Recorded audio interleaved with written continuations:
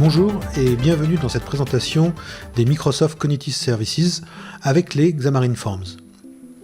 Il s'agit d'un enregistrement de la conférence donnée pour la création du Microsoft User Group de Nantes en février 2017. Qu'est-ce que les Microsoft Cognitive Services? D'abord, c'est un ensemble d'API de type REST, donc très facile à utiliser, très simple, puisque ça peut être utilisé à partir de n'importe quel outil supportant les HTTP requests. C'est flexible, puisque le système d'API REST est quelque chose qui est accessible à peu près à tous les langages et toutes les plateformes, et qu'en plus on dispose d'une très large gamme d'API pour l'ensemble des besoins qui peuvent tourner autour de ces nouvelles intelligences mises à disposition par Microsoft. Enfin, c'est un système qui est quand même éprouvé, puisque ça a été conçu par des experts de chez Microsoft, et il y a quelques sociétés au monde qui ont la surface suffisante pour être capables d'engager des spécialistes d'IA pour travailler sur des systèmes de cette ampleur. Bien évidemment, on retrouve toutes les facilités qu'on a avec les produits Microsoft, surtout depuis qu'il y a beaucoup d'efforts qui sont faits avec l'ouverture à l'open source, etc. Donc on a une documentation qui est très bien faite, les API elles-mêmes ont été très bien faites de telle façon à ce qu'il y ait très peu de travail à faire côté développeur. On va découvrir tout cela ensemble. Mais d'abord, les Microsoft Cognitive Services, je dirais que c'est une petite touche d'humanité dans nos applications.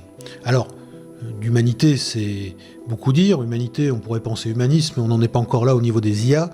Mais l'humanité, une touche de quelque chose de vivant, en tout cas. Ces API, elles se scindent en 5 grands domaines. Vision, qui permet de comprendre des images, des vidéos. Speech, qui permet de comprendre les utilisateurs et de leur parler, de filtrer les bruits, de les écouter, d'analyser leurs intentions. Language, qui est un traitement du langage naturel. Knowledge, qui, comme son nom l'indique, permet de puiser dans des bases de connaissances venant du web, de Academia ou de vos propres données, et c'est là où c'est intéressant. Et Search, qui permet d'accéder à des milliards de pages web, d'images, de vidéos, etc., notamment par les API Bing. Mais vous allez voir qu'en fait, même pour ce qui est des API de type Bing, il y a une intelligence derrière, c'est pas juste du chercher remplacer ou de ce niveau-là, on est vraiment dans quelque chose d'intelligent. Mais c'est certainement la partie la moins bluffante, bien évidemment, puisqu'on y est déjà plus ou moins habitué par les outils qu'on utilise d'habitude. Vision, c'est quelque chose qui se sépare en plusieurs groupes d'API. La première, c'est Computer Vision API, qui sont toutes les informations utiles sur une image. C'est ce qu'on verra dans la démonstration de code qui va suivre. Face API, qui permet de détecter, identifier, analyser, organiser et taguer les visages dans les photos. On en verra un exemple aussi. Emotion API, qui permet de reconnaître des émotions sur les visages et donc d'adapter le comportement de l'application en fonction de ces émotions. On en verra aussi une démonstration. Et puis Video API, qui permet d'analyser, de modifier et de traiter les vidéos dans vos applications, ce qui peut être assez puissant. Juste à prévoir que bien sûr toutes ces API sous-entendent qu'on transmette dans le cloud au serveur de Microsoft les éléments sur lesquels ils vont travailler, puisque bien évidemment les IA ne sont pas dans votre smartphone ou dans votre PC, elles sont chez Microsoft dans le cloud. Ce qui veut dire que transmettre une photo peut déjà prendre un peu de temps, des fois 1 seconde, 2 secondes selon la taille de la photo. Si on doit transmettre une vidéo de 1 giga, on s'imagine bien qu'il faut une belle bande passante pour pouvoir le faire. L'API Speech, elle, se scinde en d'autres blocs, comme le Bing Speech API, qui permet de convertir du texte en paroles ou des paroles en texte. Et, bien évidemment, c'est là où se trouve en partie la touche d'IA. Ça permet de comprendre aussi les intentions qui ont été véhiculées par la personne dont on a enregistré la parole. Enfin, les Speaker Recognition API, qui permettent de reconnaître qui est en train de parler. Très intéressant aussi. Et le Custom Recognition Intelligence Service, qui fait de la reconnaissance vocale vraiment très fine, mais qui s'applique à tout le monde à peu près dans n'importe quelle condition. Donc on a vraiment quelque chose de très puissant qui se configure, etc., etc. La partie language, elle se sépare en Bing Spell Check API, qui permet de détecter et corriger les fautes d'un texte au sein de vos applications, mais là encore, vous allez me dire, bah oui, mais où se trouve l'IA dans tout ça? Si, il ne s'agit pas de faire du chercher remplacer, c'est pas parce qu'il manque une lettre à un mot, ça bien sûr, c'est de la recherche dans des dictionnaires, même des petits softs de traitement de texte il y a longtemps savaient déjà le faire. Non, la Bing Spell Check API, c'est une API un peu plus sophistiquée, qui comprend le contexte, donc il va pouvoir proposer par exemple une mise au pluriel qui a été oubliée, une conjugaison de verbes qui ne s'accorde pas avec le sujet. Bien évidemment, c'est comme la Google Traduction de même nature, hein, le Bing Spell Check API utilise, comme les services de Google, utilise bien sûr des IA qui font du deep learning derrière et qui comprennent de façon, on va dire, intuitive, même si c'est un peu fort comme mot, qui comprennent intuitivement le sens, même si pour l'instant on n'a pas d'IA capable de comprendre totalement un texte comme un être humain le ferait. Mais à force de deep learning sur des textes, etc., les IA arrivent à proposer des choses qui sont finalement d'assez bonne qualité, en tout cas équivalentes à ce que ferait un être humain, un traducteur ou un relecteur par exemple. L'API Web Language Model API, qui est un modèle de langage qu'on entraîne par le web, par deep learning, mais aussi sur vos données. Là encore, on voit bien que c'est la mise à disposition de ce qui est déjà utilisé parfois, par exemple dans Bing, mais c'est la mise à disposition sur vos données. Quand vous allez faire une recherche par Internet en utilisant Bing, Bing utilise les données d'Internet et répond à votre question. Là, il va s'agir de prendre l'intelligence, d'emprunter l'intelligence de Bing, et de pouvoir la faire porter sur vos applications et sur vos données. C'est bien sûr ça qui est novateur et qui est intéressant. Même dans cette partie Bing, qui n'est pas forcément, je le disais, la plus épatante. On le verra sur la vision, où on a des choses qui sont effectivement plus marquantes et qui semblent plus novatrices en tout cas.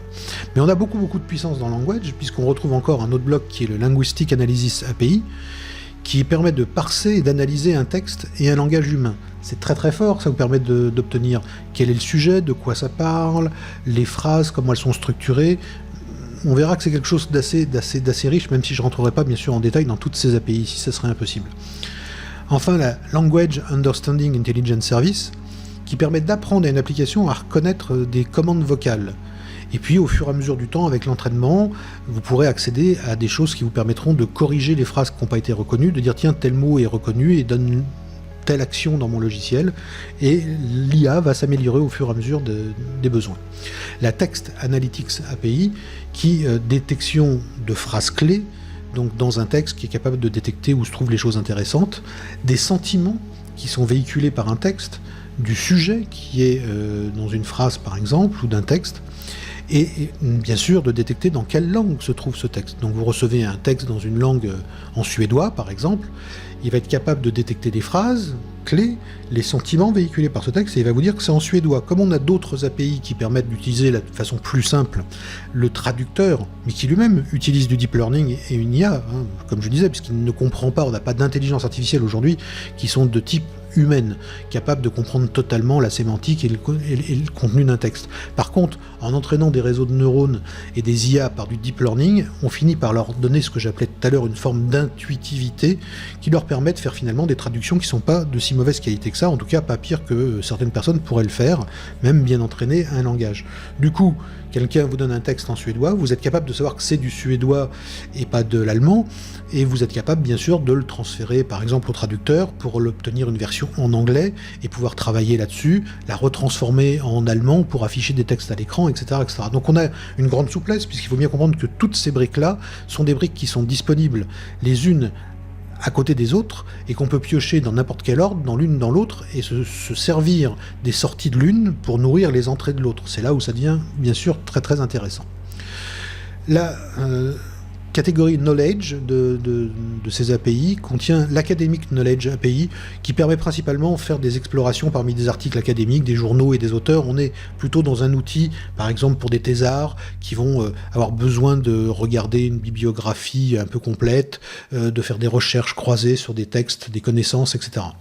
On a la partie, je dirais, plus grand public, qui est la Knowledge Exploration Service, qui permet d'ajouter de la recherche interactive dans vos données structurées à vous.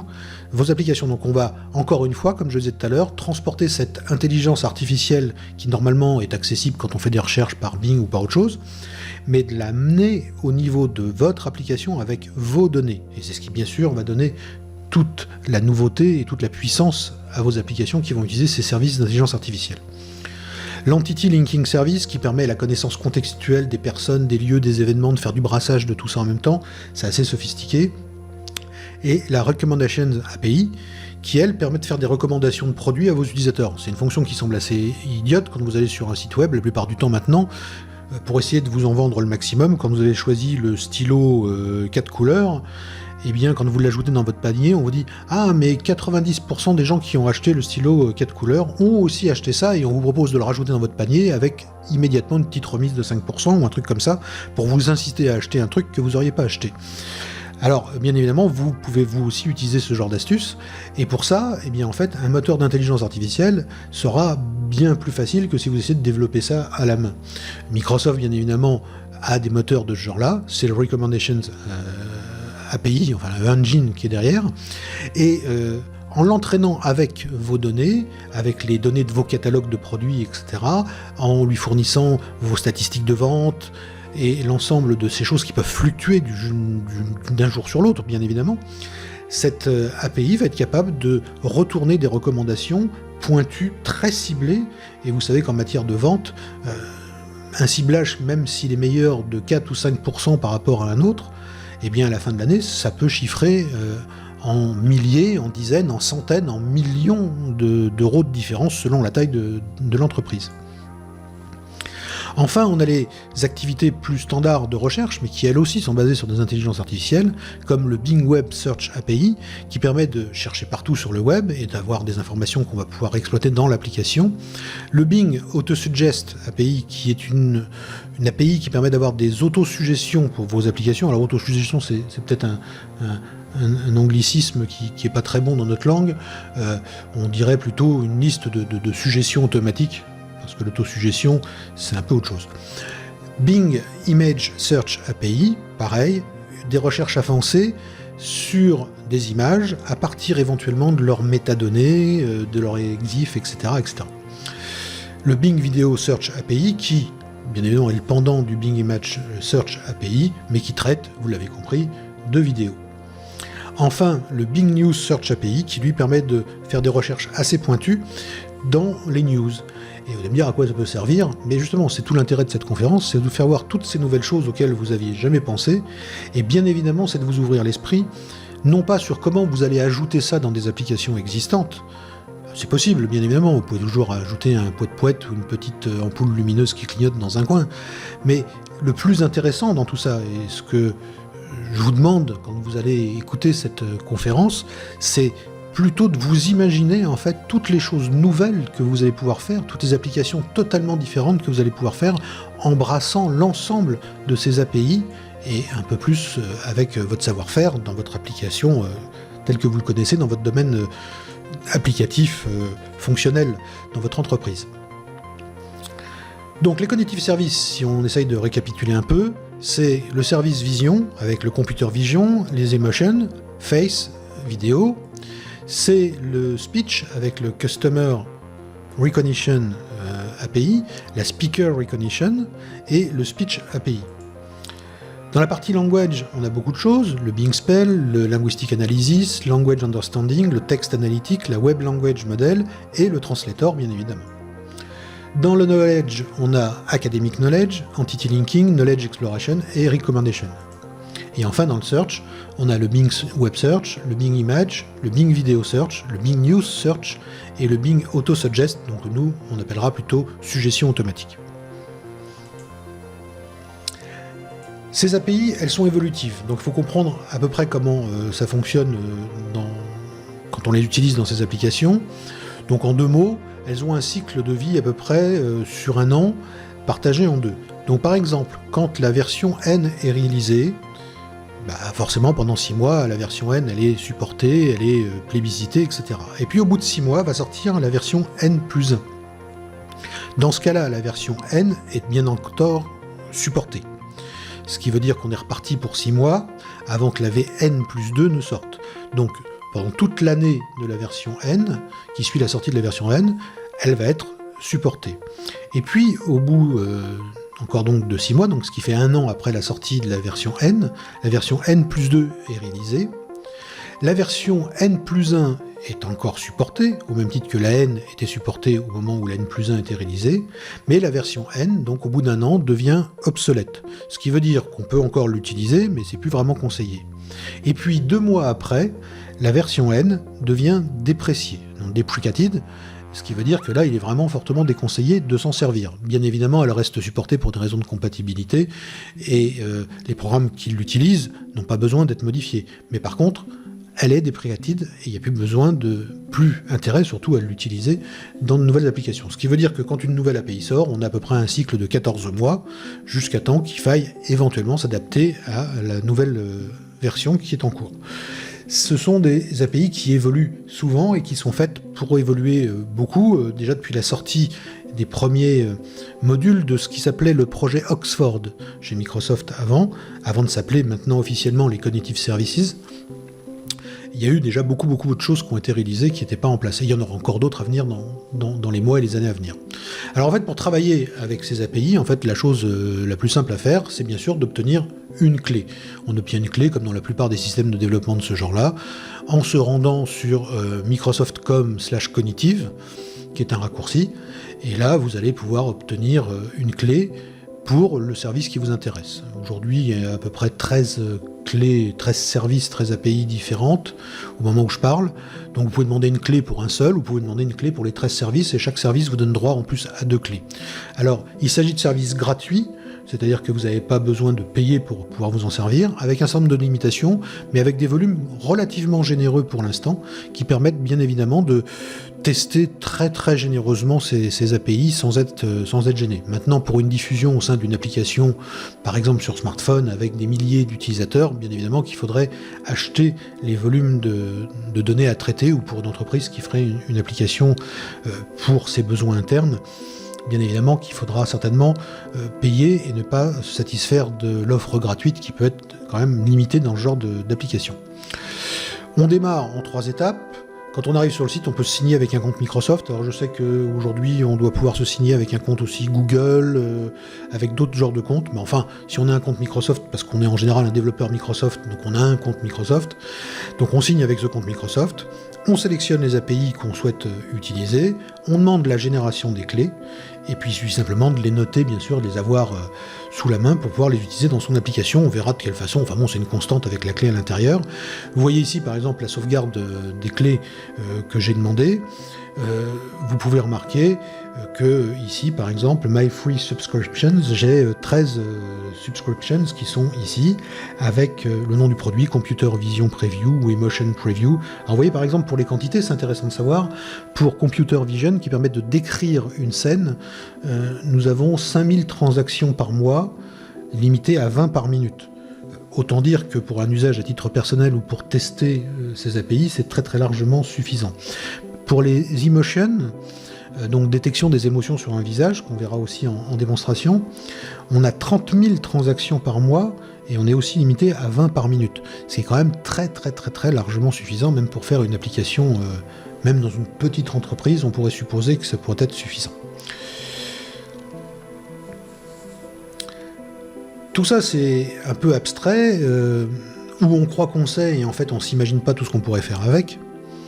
Alors voici un exemple du monde réel, quelque chose de vraiment pratique, et qui n'est pas une utilisation que je trouve la plus innovante possible, mais voilà, c'est une possibilité d'utilisation.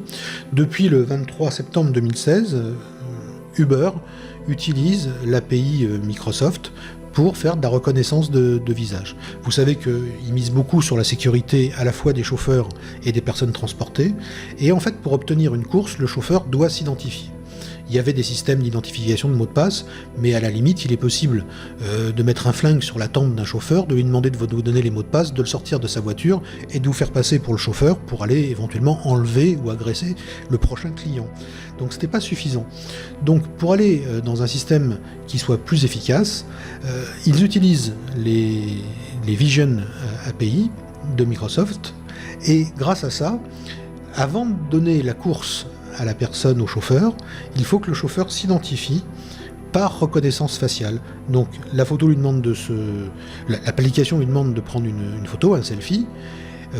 Bien évidemment, c'est un peu plus compliqué que ça parce qu'on peut lui demander de sourire, on peut lui demander de faire un visage neutre, on peut lui demander de faire un visage qui marque la surprise ou des choses de ce genre-là, de telle façon à ce qu'on puisse pas prendre la photo d'un chauffeur et la substituer devant la caméra, puisque la caméra ne verrait pas la différence entre prendre une photo d'une photo ou la photo d'un visage réel. Donc, il y a un certain nombre de subtilités, on peut doubler bien sûr ce genre de système par des mots de passe ou autre chose, mais grâce à ça, la personne va pouvoir s'identifier et elle obtient à ce moment-là le feu vert de Uber, c'est-à-dire qu'elle connaît le contenu de la course pour laquelle elle va se déplacer. C'est un bon moyen d'obtenir un niveau de sécurité supérieur, d'utiliser les cognitive services, et vous voyez par exemple que là, il n'y a rien de vraiment très très extraordinaire, mais ça modifie quand même beaucoup les services de l'application. Alors, d'autres idées en vrac comme ça qui me sont venues en écrivant cette conférence, parce que bien évidemment que si j'avais toutes les idées en tête de toutes les futures applications qui utilisent ça, je vais devenir très très riche, c'est comme quelqu'un qui connaîtrait les numéros du loto à l'avance. Or, prévoir l'avenir n'est pas possible. Donc, je lance quelques idées, peut-être certaines ici feront fortune, mais il y en a certainement beaucoup d'autres, plus originales encore, à inventer. Par exemple, prenez une gestion d'événements, un événement sportif par exemple, qui autorise les participants à uploader durant tout l'événement des photos de la rencontre sportive. Mais bien évidemment, il ne faudrait pas que ça soit gênant. Il ne faudrait pas que des gens puissent s'en servir pour uploader n'importe quoi. Du coup, il faudrait valider les photos, mais vous imaginez un événement sportif public, etc., ça fait quand même beaucoup de photos à classer, à vérifier, et vous voulez surtout pas qu'il y ait un petit malin qui prenne une photo d'une partie intime de son corps et la balance pour faire rigoler ses copains.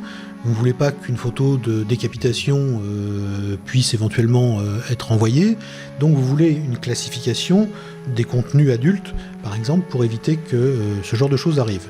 Et si une photo est détectée adulte, là elle passe entre les mains d'un modérateur, mais au lieu de modérer 10 000 photos en 10 minutes, il n'y aura qu'une dizaine peut-être de photos à modérer, donc ce qui peut être fait par une seule personne.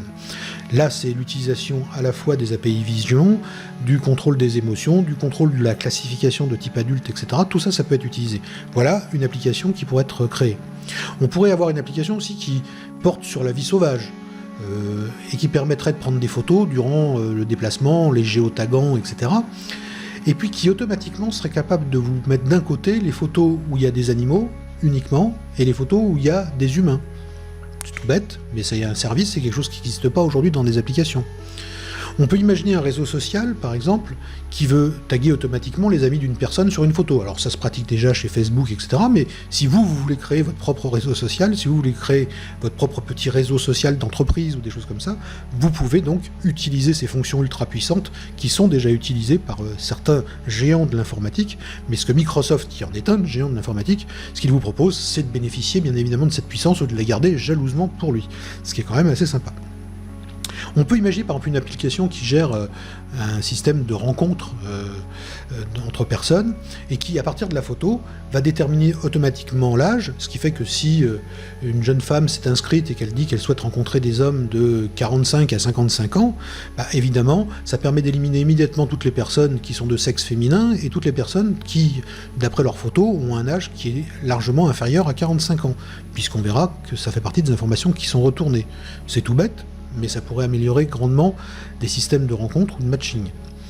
Une application de vente, par exemple, qui va offrir une option de review à tous ses utilisateurs dans toutes les langues et lisible par tous. C'est assez bête, presque tous les sites web du monde qui vendent ont aujourd'hui des systèmes avec des commentaires, des gens « Ah, c'est super, j'ai beaucoup aimé, machin, etc. » Sauf que si vous vendez à l'international, ce qui est le plus souvent le cas aujourd'hui, vous allez avoir des commentaires de clients allemands en allemand, des clients suédois en suédois, de clients français en français, de clients italiens en italien, etc., etc. Ce qui veut dire qu'un client français ou autre qui va rentrer sur le système de commentaires, à part un ou deux commentaires qui arrivent dans sa langue, tous les autres commentaires sont dans des langues qu'il ne comprend pas forcément. Du coup, ça ne sert pas à grand chose, ça diminue l'intérêt de ce système de commentaires qui est là, en général, pour rendre plus attractifs les produits, pour donner confiance, et pour permettre aux gens d'acheter encore plus et encore plus vite. Donc pour ça, il vous faut un système qui est capable de détecter la langue dans laquelle les messages sont écrits, qui permet de les traduire dans la langue de la personne qui est en train de regarder l'application, ce que vous pouvez connaître, parce que si c'est une application smartphone, vous connaissez la langue système. Si vous êtes sur le web, le browser vous renvoie dans votre application web l'information des langues qui sont supportées par l'utilisateur, donc vous pouvez savoir dans quelle langue, et ce qui vous permet que le suédois aura vu les commentaires, tous les commentaires en suédois, et quand il va laisser son commentaire en suédois, par contre l'italien qui va se connecter 2 secondes après verra tous les commentaires en italien, dont celui du suédois qui aura été traduit en italien automatiquement parce qu'on sait qu'il est italien, parce que son smartphone l'a signalé, ou que le browser qu'il utilise signale que sa langue principale c'est l'italien. Donc vous voyez que là aussi c'est une forme d'intelligence et c'est une forme d'adaptation à l'être humain. Je parlais bien d'une touche d'humanité, une touche d'humain dans vos applications qui va changer quand même la donne. Enfin, on pourrait par exemple penser une application de galerie photo qui tag automatiquement toutes les photos, parce que vous allez voir avec les descriptions, on peut savoir dans quel décor, les couleurs dominantes, le background, le foreground, on peut connaître s'il y a des personnes, s'il n'y en a pas, s'il y a des animaux, s'il y a des choses comme ça. Enfin voilà, on peut imaginer plein de choses de ce genre-là. C'est très important pour moi de vous parler de tout ça, plus que de technique et de codage aujourd'hui, parce que bien évidemment, toutes ces applications nouvelles qui vont être possibles d'inventer n'existent pas aujourd'hui, et pour ça, il faut bien comprendre tout le potentiel qu'on peut utiliser dans ces nouvelles API des Cognitive Services. Je ne doute pas que vous serez capable de trouver d'autres choses encore plus innovantes et encore plus intelligentes que ce que je viens de dire. Alors il est temps de regarder à quoi tout ça peut correspondre dans le concret, parce que c'est vrai que ça peut rester un peu abstrait. Ici vous avez un exemple d'analyse d'image. On a ce belâtre qui nage dans une eau d'un bleu qui fait rêver, et on voudrait en avoir quelques informations. Pour ça, on va soumettre cette image à l'API Vision des Cognitive Services, et elle va nous répondre un certain nombre de choses, notamment, par exemple, l'âge de l'individu. Son genre, c'est un homme. Et puis, elle va nous répondre sur des critères qui sont assez intéressants, que j'ai évoqués tout à l'heure, comme par exemple, est-ce qu'il s'agit d'un contenu classé adulte ou pas ? Et bien que la personne soit dénudée, etc., le contexte, il comprend qu'il s'agit d'une photo qui n'est pas classée adulte. Mieux, l'intelligence artificielle va nous dire qu'il ne s'agit pas d'un clip art, qu'il ne s'agit pas d'un line drawing, donc un dessin à main levée, qu'il ne s'agit pas d'une image en noir et blanc non plus. Mieux encore, elle va nous retourner des catégories. Et ces catégories, par exemple ici, alors souvent elles sont constituées de deux mots qui sont accolés l'un à l'autre avec un underscore. Pour l'instant c'est en anglais, je suppose que peut-être ça restera comme ça, peut-être qu'il y aura des traductions pour les autres langues, mais en tout cas ça marche comme ça pour l'instant. Rappelons que les Cognitive Services sont toujours en preview pour l'instant. Et ici, sur cette photo, l'intelligence artificielle nous répond que c'est un people swimming, donc quelqu'un qui nage, et c'est effectivement ça, avec d'autres informations sur localisation sur la photo de la figure de la personne, qui permettent de dessiner le petit carré vert que vous voyez en ce moment à l'écran, qui n'est pas retourné bien sûr par l'intelligence artificielle, mais les coordonnées du carré sont retournées, l'âge, le genre, donc etc. Et puis des informations sur la couleur, enfin les couleurs même on va dire, la couleur dominante de background, la couleur dominante de foreground, la couleur dominante tout court, la couleur d'accent, etc., etc., etc. Ça fait beaucoup d'informations, et encore ce n'est pas tout ce qui est capable d'être vu sur une photo, on verra qu'il y a bien d'autres informations qui sont retournées. Par exemple, un autre cas de figure, si je puis dire, de reconnaissance de visage. Ici, nous avons une personne qui est prise presque de profil, entre un profil et un 3/4, et on est dans le système de détection des visages connus, comme dans les cas que j'ai évoqués tout à l'heure. Non pas d'une photo de quelqu'un à brûle-pourpoint, mais de photos de visages qui ont déjà été enregistrées et reconnues au niveau de l'IA, qui a été entraînée à reconnaître ces personnes. Ici, bien évidemment, on va retrouver le face rectangle, donc le carré de détection du visage. Et puis, on va avoir des informations assez subtiles, comme les attributs. Et les attributs vont nous dire, par exemple, que l'âge est estimé à 42 ans, que le genre est de type masculin.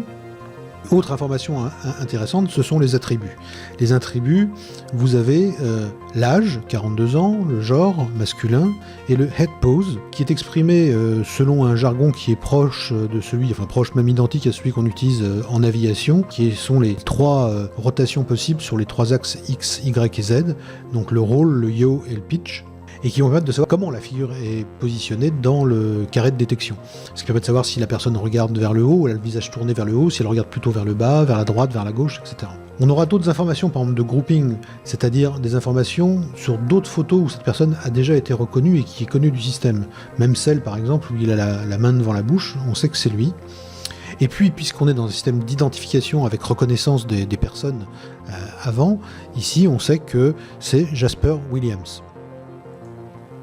L'OCR est un autre exemple de ce qui est possible de faire. Et c'est un OCR puissant et intelligent, lui aussi nourri par du deep learning, etc. Vous voyez la photo sur la gauche où des textes ont été rajoutés. Quand on va demander à l'OCR de nous retourner les informations, il va nous renvoyer un JSON. Et on voit par exemple dans ce JSON, qui est juste un morceau partiel de tout ce qui est renvoyé comme information, d'abord la détection de la langue qui est utilisée.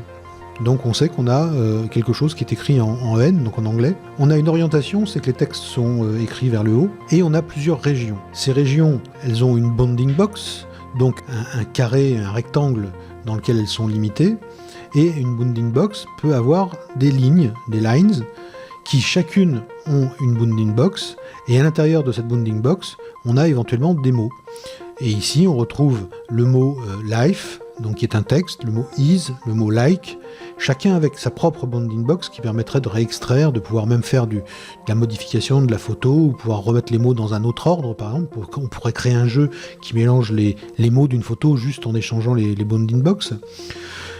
Et il est bien évidemment possible, à partir de là, sachant que c'est de l'anglais, qu'on a la première phrase, life is like, on pourrait attendre bien sûr d'avoir l'analyse entière qui suit bien évidemment derrière, pour reconstituer le texte en rajoutant des espaces, comme on sait que c'est en anglais, le fournir à l'intelligence qui, elle, se charge des traductions, pour avoir le résultat en allemand, en italien ou en français par exemple. L'analyse du langage est quelque chose d'un petit peu plus complexe. Je vous le présente de façon assez succincte comparativement en fait à la sophistication de ce qu'il y a derrière. Mais ici, par exemple, on va avoir une application donc, qui va être entraînée. On va entraîner l'intelligence artificielle sur des entités et des intentions, avec des phrases qu'on va pouvoir fournir pour lui permettre de faire son apprentissage. Ici, par exemple, dans une application qui gérerait une gestion de voyage, avec l'indication des vols que la personne doit prendre, etc. etc. Et l'utilisateur va prononcer la phrase « News about flight delays », ce qui veut dire « Je voudrais avoir des nouvelles à propos des éventuels retards qu'il y a dans les vols ». Bien évidemment, l'application sait que ce sont les vols qui l'intéressent, ceux qui sont déjà rentrés à l'intérieur de l'application, mais elle ne sait pas quoi faire de ce morceau de texte qui vient d'être prononcé. Donc il y a un WEF qui a été enregistré, il va être transmis à l'intelligence artificielle du web service qui a été créé spécifiquement pour analyser cette situation pour cette application-là. Donc vous voyez sur la droite ce que l'intelligence artificielle a pu tirer de cette information, de ce texte, et elle a réussi à déterminer des entités et des intentions. Notamment l'entité flight delays, toujours pareil, l'association souvent de deux mots. Donc là on a une entité qui parle en fait de retard sur des vols, et c'est de type topic, donc c'est le sujet dont parle la phrase, et les intentions qui sont des intentions qu'on a créées, donc on a entraîné le système à reconnaître ces intentions, ici on en a quelques-unes, et parmi celles qui sont les plus probables, on voit à 99% que la personne recherche des nouvelles à propos du topic qui est flight delays. Donc à partir de là, l'application, elle, enregistre un WEV, et elle reçoit en retour de l'intelligence artificielle quelque chose qui est caractérisé au niveau du topic et quelque chose qui est caractérisé au niveau des intentions, c'est-à-dire des mots-clés qui sont reconnus par l'application qui vont lui permettre de se connecter dans des menus, des sous-menus ou de déclencher des traitements comme par exemple aller chercher grâce à l'autre intelligence artificielle qui fait des recherches sur les news, d'aller chercher s'il y a des nouvelles sur le vol XB22 puisqu'on connaît le nom du vol puisqu'il est déjà dans l'application, etc., etc. Enfin, vous voyez que l'étendue des choses est assez large. En pratique, vous voyez sur la gauche la liste des intentions et la liste des entités qui ont été créées par le programmeur pour nourrir l'intelligence artificielle. Alors ici, il s'agit d'une autre application qui gère par exemple l'activité à vélo ou une activité sportive. Et on a comme intention non, stop activity, start activity, etc. Et les entités, ce sont des types d'activités. La première phase va être de créer ces entités et ces intentions, donc c'est une liste en fait. La deuxième va être la phase d'apprentissage, donc on va soumettre des phrases avec leur correction à l'intelligence artificielle.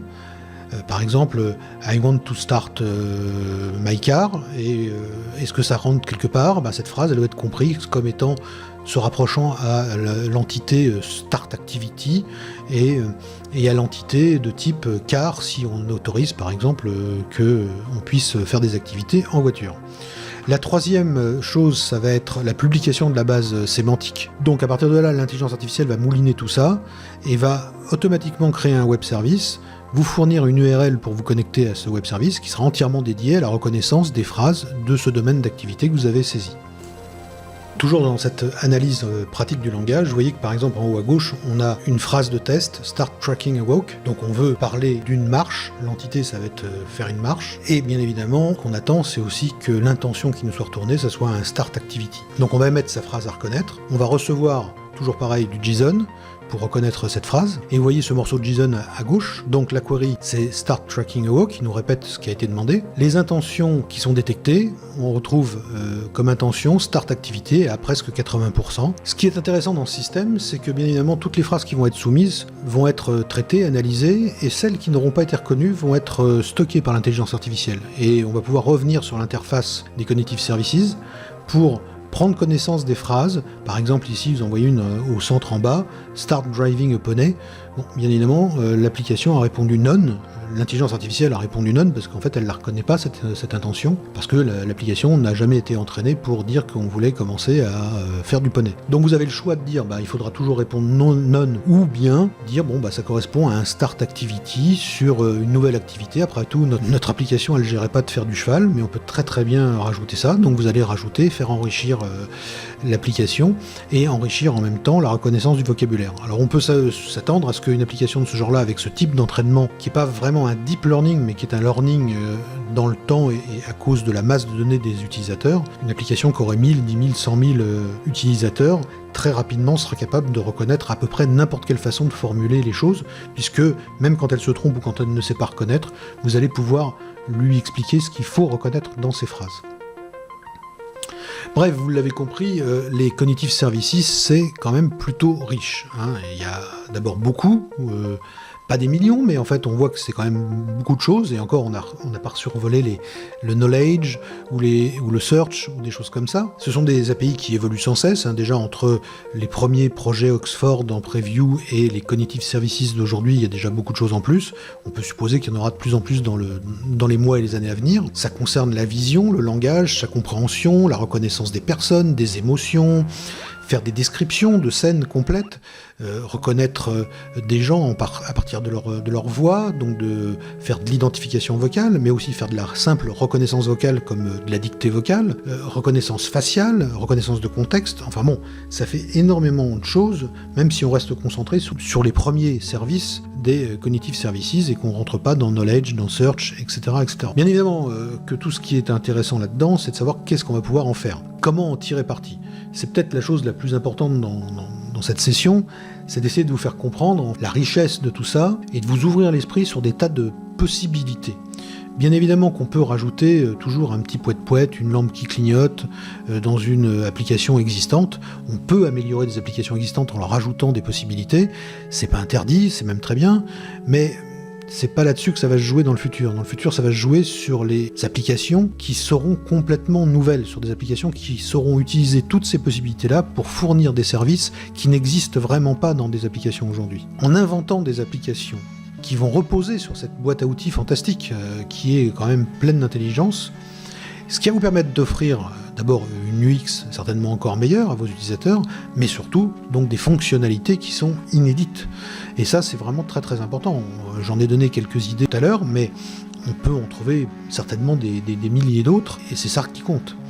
Et bien entendu, puisque c'était quand même un peu le sujet de cette session, tout cela est bien sûr exploitable, vous l'avez compris, avec l'Xamarin.Form, donc en cross-platform, avec du C# et du XAML, mais en réalité, vous avez vu que comment sont constitués les Cognitive Services, ils peuvent être utilisés avec de simples HTTP requests, c'est du REST, donc vous pouvez l'écrire en JavaScript, en Java, vous pouvez l'écrire en n'importe quoi, sous Unix, sous Linux, sous Mac OS X, et bien évidemment en UWP sur Windows 10, mais on peut aussi le faire en Xamarin.Forms. Alors, comme c'est les Xamarin.Forms, c'est quelque chose que j'aime bien, j'ai choisi de traiter cet exemple-là, mais vous allez voir que si j'avais dû traiter que cet exemple-là, la session aurait été bien courte, et il aurait été difficile que vous la compreniez sans ce que je viens d'exposer. Donc maintenant, on va passer à un peu d'exemples un petit peu plus réalistes pour voir ces API en action. Première chose que je vais vous faire voir, c'est l'OCR. Alors j'ai fait une application de test dont vous trouverez le source sur d'autres blogs, donc je ne vais pas en dire non plus trop, c'est extrêmement simple. En haut vous avez un titre, un peu plus bas vous avez un bouton marqué IA Vision, un espace qui là est blanc dans la partie supérieure qui contiendra la miniature de la photo ou du document qu'on a sélectionné, et dans la partie grise inférieure, on va avoir, sous forme d'un list view qui envoie uniquement des listes de chaînes de caractères, les résultats bruts retournés par l'intelligence artificielle. On est dans un émulateur Android, et vous allez voir que nous avons ici dans la galerie une facture. Alors j'ai plusieurs images que j'ai mis dans l'émulateur pour pouvoir faire l'exemple, bien évidemment. Cette facture, elle a des prix, elle a des tas de choses qui sont affichées, etc. etc. À partir de maintenant, on revient sur l'application. Voilà. Je clique sur le bouton, je vais les piocher dans la galerie, donc là c'est l'application qui fonctionne, je choisis la facture, la miniature s'affiche, elle est transmise, et c'est le temps qu'il faut en fait de réflexion, c'est pas tellement les IA, mais c'est le temps de réflexion, surtout de la connexion internet, pour renvoyer une image de 2 mégas à l'intelligence artificielle. Elle répond en quelques millisecondes. Ici vous voyez la liste des montants qui sont retournés, parce que j'ai fait un petit traitement supplémentaire, j'ai voulu extraire du texte uniquement que les chiffres. Par exemple, on pourrait supposer avoir quelque chose qui va retourner le montant le plus gros qu'il trouve sur une facture, donc une application qui permet de photographier une facture, qui va la classer automatiquement, et qui va automatiquement mettre son montant dans la liste des montants à payer, etc. etc. Donc c'est assez intéressant. Voici une analyse de figure et d'analyse toujours donc là dans l'émulateur Android. On demande d'aller chercher dans la galerie, on va prendre ce visage, c'est des photos que j'ai prises sur internet dont je connais même pas les droits d'exploitation, on est entre nous, c'est pas bien grave. Ce visage était intéressant parce qu'il était neutre, donc effectivement il y a très peu de mépris, très peu de dégoût, très peu de peur, 0%, 0,94% de bonheur, on peut pas dire qu'il soit très très heureux, mais par contre on est à peu près sûr que le visage est neutre à 98,95%. Alors vous voyez que cette liste d'informations, elle sera toujours la même dans la détection des émotions, c'est juste les pourcentages qui vont changer. Parce que c'est comme dans la réalité, il n'y a jamais de truc à 100%, c'est très rare. Sauf par exemple dans cette photo, où ici, sans aucun doute, alors je n'analyse dans cette application d'exemple que la première face, que le premier visage qui est retourné. Là il y en a deux, on a bien sûr l'information pour les deux visages séparément. Et on a du bonheur à 100%, parce que là c'est difficile de se tromper. Ici une photo un peu plus différente, où ils sont en fait joyeux, mais enfin ils font une tête bizarre, à moitié surpris, à moitié... Donc qu'est-ce que va en dire l'intelligence? Elle dit... De la colère, peut-être, 0,71, c'est pas beaucoup, du mépris, certainement pas de dégoût, peut-être un peu de peur à 1%, mais du bonheur à 36,15%, je crois, et de la surprise à 61,31%. Ça, c'est intéressant. Et le premier visage qui est détecté, c'est un homme de 29 ans, c'est une personne. Il détecte que dans la photo, il y a des fenêtres. Vous voyez ces fenêtres qui sont derrière, il faut quand même bien les voir. Que ces personnes sont en train de poser, qu'elles prennent une photo, qu'il y a des femmes, des girls même, que ce sont des gens qui sont jeunes, qui se tiennent debout. C'est un groupe de gens, people, c'est un groupe, parce qu'il y a plusieurs. Il y a des enfants parce qu'on remarque qu'il y a 2 jeunes filles ici qui sont quand même très très jeunes, qui pourraient être classées dans les enfants. Les gens sourient quand même, il y a une notion de sourire, de joie dans ce truc-là. Et puis les dernières informations qui sont rentrées, en général, sont relativement moins pertinentes, mais on s'en tient en général aux toutes premières qui sont retournées, qui sont quand même très très intéressantes. Si je reviens sur cette photo, vous allez voir que en termes d'analyse, non plus des émotions de la personne, mais en termes d'analyse du décor et de la photo, ici on a un homme de 36 ans, c'est un homme, une personne, on est en outdoor, donc on est à l'extérieur, c'est quand même vachement important de le noter, ils sont plutôt souriants, ils se tiennent debout, et on est dans un décor de montagne, c'est quand même très fort pour les détecter de la montagne dans ce truc-là. Bon, plus on descend, et moins c'est pertinent. On a la même application, bien évidemment, puisqu'on est en Xamarin Forms, la même application tourne sur un iPhone. Donc ici, on est dans une émulation de l'iPhone 6S, on reconnaît les petites lignes typiques des listes de l'iPhone. Pareil, je clique sur le bouton, j'ai accès à la galerie, bien évidemment, c'est du natif, donc la façon dont la galerie se présente, c'est pas la même dans les deux applications, c'est celle qui est native. Ce petit bout de chou que j'ai pris, je ne sais même pas moi-même si c'est un garçon ou une fille, alors nous, il n'y a pas de colère, il n'y a pas de mépris, il n'y a pas de dégoût, il n'y a pas de peur, il y a un peu de surprise peut-être, et de la neutralité à 97%. C'est vrai que c'est entre les deux. Alors lui il décide que c'est une fille, moi je pourrais pas le confirmer. Âge 0, effectivement, c'est un tout petit bout de chou. C'est une personne et elle a un chapeau, ce qui est très fort puisque c'est détecté aussi young. Alors après il nous dit boy parce qu'il nous a détecté que c'était une fille, mais il nous dit boy parce qu'en fait il sait pas trop. Donc plus on va vers le bas, plus je vous ai dit que moins c'était pertinent, mais c'est quand même assez fort.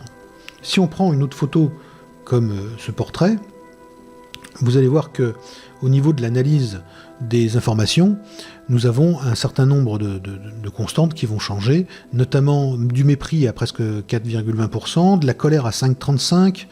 C'est vrai que ce visage est quand même très particulier, on ne sait pas trop... Il est neutre à 90%, mais c'est vrai que comme dans la réalité, on parle d'intelligence artificielle, on parle de la réalité, il y a peu de chances qu'il y ait des choses à 100%. Donc on sait que c'est un visage neutre, mais peut-être teinté d'un peu de mépris, de dégoût, pas de tristesse ni de surprise. On sait que c'est un homme, qu'il a aux environs de 64 ans, donc c'est un homme, il y a une personne sur cette photo, en train de regarder. Le necktie, je pense qu'il s'est fait avoir parce qu'il pense qu'il a une cravate à cause de l'ombre qu'il y a dans son cou de personnes plus âgées. Hein, c'est une tête prise plein cadre. Il y a du bleu, effectivement, dans la photo, etc. Puis plus on descend, moins c'est pertinent. La même chose sous UWP, puisqu'après tout, ça marche aussi, c'est l'avantage d'Xamarin.Forms, c'est que pour le même prix, quand on fait une application iOS Android, on a une application UWP. Alors juste un mot, l'application UWP, c'est vrai que pour aller taper sur des smartphones, c'est plus vraiment ça, puisque les smartphones Microsoft n'existent plus sur le marché, en termes de part de marché, on est en dessous des 0,5%, quelque chose comme ça. Et par contre, on sait qu'il y a un Surface Phone qui va sortir, mais il sera plutôt destiné aux entreprises, c'est un autre débat. Donc nous, ça nous intéresse en tant que développeurs, parce qu'on peut avoir à faire du développement pour l'entreprise, pour des smartphones de Microsoft, mais c'est vrai que ça n'existe plus. Mais par contre, UWP, c'est aussi, puisqu'il est lui-même, Xamarin.Forms c'est cross-platform, mais UWP est cross-form factor, puisqu'il marche, la même application UWP marche à la fois sur les smartphones, marche à la fois sur les PC, etc. Et donc on va avoir une application PC, au moins gratuitement. Tant que les smartphones Surface n'existent pas, on peut dire qu'au moins on a une application gratuite pour le PC. C'est pas mal, parce que tous les PC récents qui marchent en Windows 10, etc., sont capables de faire marcher les applications UWP, et ça sera bien sûr vrai de plus en plus dans l'avenir, avec le renouvellement du parc. Donc une application UWP pour PC, ça veut dire une application qui est distribuable par le store, et ça veut dire que vous allez accroître votre présence. Ça veut dire aussi que vous pouvez proposer à quelqu'un de faire des choses sur son iPhone, mais pour les récupérer, de les voir de la même façon sur son PC, ce qui est quand même pas mal. Et puis il y a un petit avantage technique à le faire, je vais vous donner une astuce, c'est que UWP, c'est du C# et du XAML en natif. Alors qu'Android et bien sûr iOS ne comprennent pas vraiment C# et XAML, et que quand les Xamarin.Forms sont compilés, c'est transformé un peu en autre chose, notamment en natif, et le natif de ces machines-là ne comprend pas XAML. Ce qui veut dire que quand vous êtes en train de faire une mise en page un peu complexe, etc., et que vous avez un plantage, souvent sous Android et sous iOS, ça plante et puis c'est tout ce que vous savez. Beaucoup d'améliorations ont été faites, notamment avec Visual Studio 2017, où il y a beaucoup de choses qui ont été améliorées pour avoir un meilleur débugage des machines de type iOS et Android, mais vous aurez toujours des cas où en fait ça vous plante et vous savez pas pourquoi ça a planté. Parce que bien évidemment, ce qui plante, c'est une transformation de ce que vous avez écrit, et c'est pas le vrai XAML. Alors que quand vous exécutez l'application UWP, vous exécutez une application qui sait exécuter du XAML pour de vrai. Et bien souvent, ça m'est arrivé plein de fois, après m'être acharné pour essayer de comprendre pourquoi le truc s'arrêtait pour rien sous Android ou sous iOS, dès que j'ai compris la stratégie qui consistait à lancer la même application en UWP, pouf, on a le point d'arrêt exactement à l'endroit où ça se plante, et on sait pourquoi ça s'est planté, et on met 2 secondes pour débugger, là où au bout de 2 heures, on ne trouvait pas avant. Donc c'est une bonne raison, ne serait-ce que cette raison-là, de continuer à utiliser la possibilité de générer des applications UWP à partir de Xamarin.Forms. Donc ici, on a le même type de comportement, le même genre de présentation, la liste en dessous, le bouton, le champ qui est au milieu qui permet de faire, là forcément c'est la galerie de Windows, puisqu'on est sur une application UWP en mode Windows, et on va faire ici une recherche sur des images, et on va prendre cette image-là qu'on a déjà analysée tout à l'heure. Le plus long, c'est de la transmettre, bien évidemment, via Internet. La réponse, elle, est très rapide. On retrouve exactement les mêmes chiffres et c'est heureux. Donc 100% de bonheur, le mâle de 36 ans, outdoor, la montagne, le machin, etc. etc., etc. Et on retrouve là, pour nos jeunes, bien évidemment, exactement la même analyse de bonheur et de surprise, de mélange de bonheur et de surprise, avec un garçon de 29 ans, avec des filles qui posent, un groupe, etc., etc., etc. Alors, il est temps de voir un petit peu de code pour voir comment ça se passe. Nous voici sous Visual Studio avec la première, la seule page d'ailleurs de cette application de texte, donc Xvision. Et là, nous sommes dans le modèle UWP, mais en fait, on s'en fiche puisque ce code, bien évidemment, cette application, même si elle est petite, elle est bien faite, elle est en MVVM, et elle contient la page principale main page ici, et le view model qui correspond ici. Donc ce sont ces deux fichiers qu'on voit à l'écran. Pour ce qui est de la main page, on retrouve un content page tout à fait classique en Xamarin Form. On a ici, alors dans une version verbeuse, il y a une façon plus courte d'écrire ce genre de choses, mais une obligation qui est liée à Apple, puisque Apple, quand ils vous retournent la taille de votre écran, ils n'ont pas compris que ça servait à rien de retourner la taille de la partie où il y a la barre d'attributs. Donc le niveau de la batterie, le machin, etc. Ça sert à rien, parce que vous allez écrire par-dessus, ça va être assez moche. Donc en fait, ce qu'il faut savoir, c'est que sous iOS, eh bien, il faut avoir 20 pixels de réserve en haut, ce qui n'est pas le cas chez Android et chez Microsoft, qui sont un peu plus malins, et qui, bien évidemment, quand ils retournent le rectangle d'affichage de votre application, ils ne vous retournent pas ce rectangle incluant la barre d'attributs. Ils ne sont pas complètement idiots. Chez Apple, qui sont soi-disant des champions du design, c'est le genre de détail qui leur a échappé. Pour iOS, il vous faut 20 pixels en haut, mais il ne vous faut pas 20 pixels pour les autres, parce que sinon ça ferait moche. Les Xamarin Forms vous permettent, bien sûr, grâce par exemple à des choses comme On-Platform, de pouvoir faire un choix en fonction de l'OS, donc ici iOS, Android. Au départ, bien sûr, c'était un système qui était fait pour iOS, Android et Windows Phone. Maintenant, c'est iOS, Android, UWP, mais comme Windows Phone n'est plus supporté, et pour des raisons de compatibilité, c'est WinPhone qui restait, alors qu'en fait, c'est UWP. Enfin bref, peu importe, c'est du XAML Microsoft. C'est tout ce qu'on a besoin de savoir. Et ici, ce que je vais attaquer, c'est le Content Page Padding. Cette propriété de la content page, donc le padding, donc les espaces qui sont autour de la page, à gauche, à droite, en bas et à gauche. Quand on sera sur de l'iOS, je veux que le padding, donc qui est de type thickness, soit du 0, 20, 0, 0, donc 20 pixels de réserve en haut. Mais pour les autres plateformes, je veux 0. Alors on aurait pu même ne rien mettre du tout. Un exemple typique de programmation Xamarin Form, en prenant en compte les spécificités de chaque OS, tout en restant dans du code commun qui est compilable et exécutable par des plateformes différentes.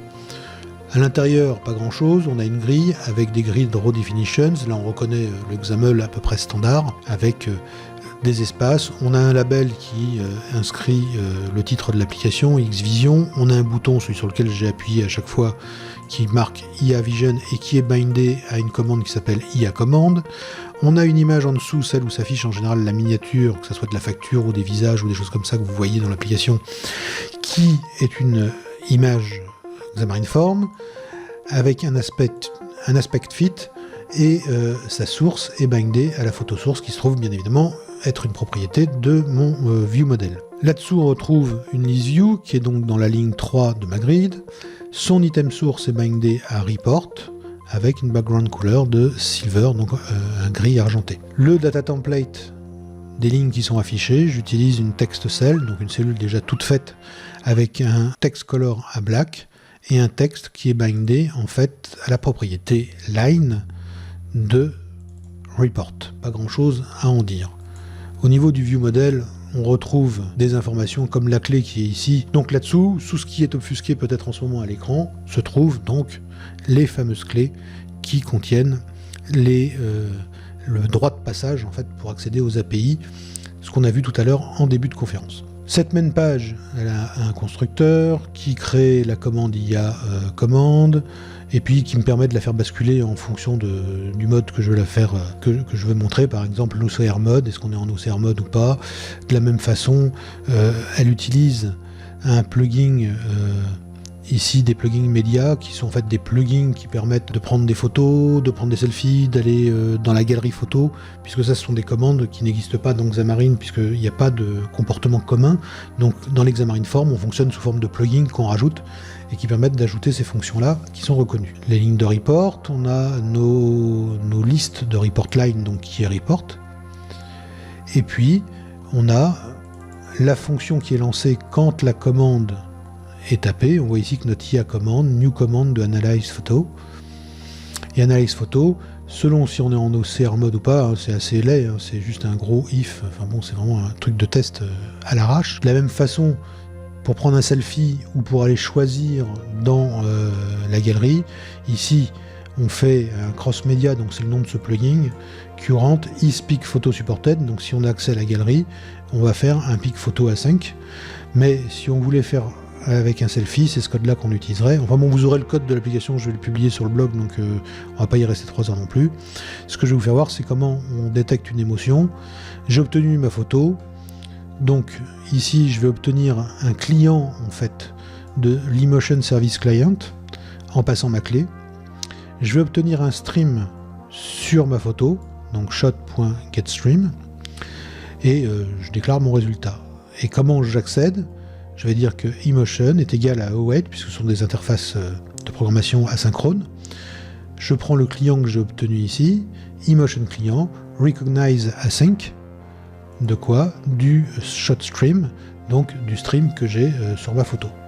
Et à partir de là, je vais pouvoir aller récupérer dans Emotion, donc de 0, puisque je veux utiliser que le premier visage qui est retourné par le système, ici, mais sinon il faudrait énumérer les visages. Donc Emotion de 0, le score, c'est ce qui m'intéresse, celui de la peur, celui du dégoût, le score de la colère, je veux dire, de la peur, du neutre, de la tristesse, de la surprise, etc., etc. Et là, on affiche tout ça dans la liste. Cette liste, celle qui est retournée après l'application, c'est du MVVM, donc il y a un eNotify Property Change qui est envoyé, et puis l'application se met à jour comme vous l'avez vu dans les différents exemples. Pour avoir les descriptions, c'est exactement la même chose. On utilise un getStream sur le shot de la même façon pour avoir un stream. Ce coup-ci, on fait un New Vision Service client de VisionKey. On a des features. Ces features, c'est ce qu'on veut, c'est des descriptions et des faces. L'analyse await Vision Client Analyze Image Async du ShotStream et des features. Donc ça permet de paramétrer ce qu'on cherche exactement à connaître.